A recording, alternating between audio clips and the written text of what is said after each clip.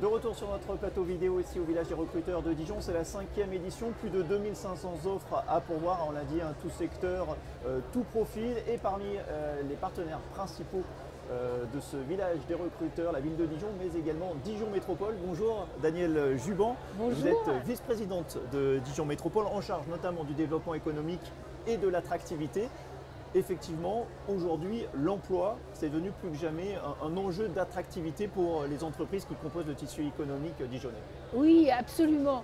Et nous sommes donc dans cette capitale régionale où il fait bon vivre, c'est le bon et le bien vivre.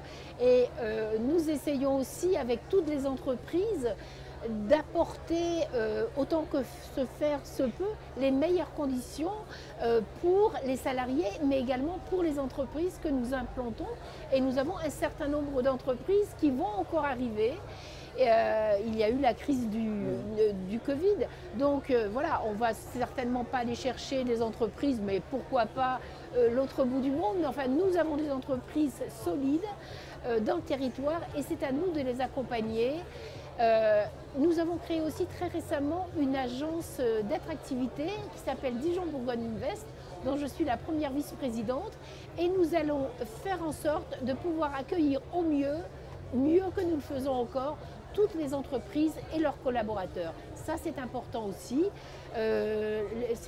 Nous avons besoin de salariés et à nous de savoir aussi les accueillir le mieux possible et à la métropole d'apporter sa contribution.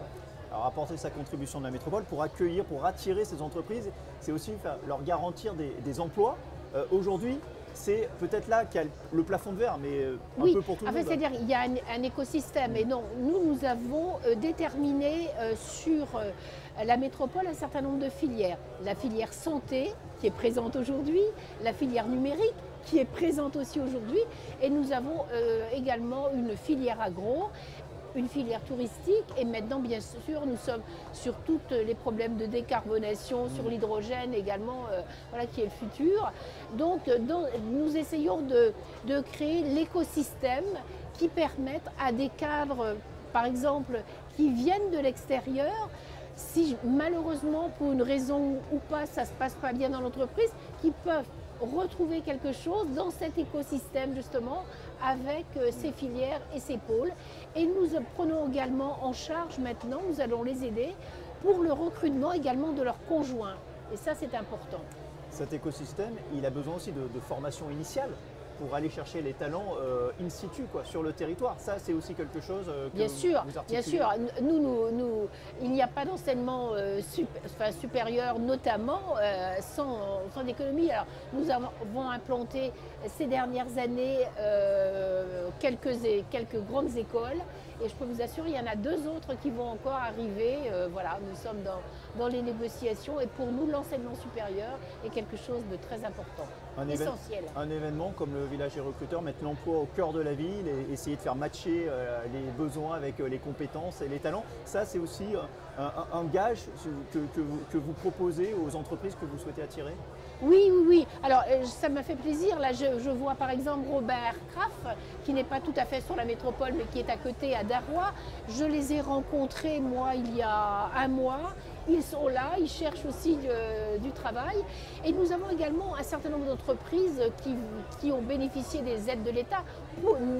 Bon, bien sûr, toutes les entreprises ont bénéficié des aides de l'État, mais là, sur des grands projets, et nous avons quelques entreprises, notamment dans le domaine de la santé, qui sont voilà, en progression avec des projets importants qui arrivent.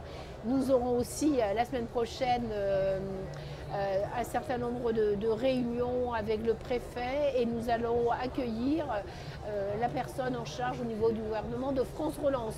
Donc voilà, nous sommes une région bien identifiée et on accueillera aussi Bruno Bonnel le lundi sur ces sujets-là. Alors avant de juste parler de l'arrivée de Bruno Bonnel lundi, juste un dernier mot, est-ce que la métropole de Dijon bénéficie aussi finalement de ce regain d'intérêt de cadres parisiens notamment qui vont en province? Est-ce que ça fait partie des territoires qui en bénéficient? C'est effectivement, c'est ce que je disais, c'est un territoire du bon et du bien vivre.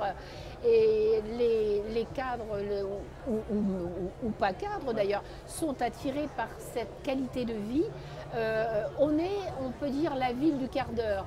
À un quart d'heure, vous pouvez vous déplacer, vous allez à la campagne, à la piscine. Et voilà, les personnes actuellement cherchent cette qualité de travail et c'est important pour leur épanouissement et pour leur épanouissement des familles aussi.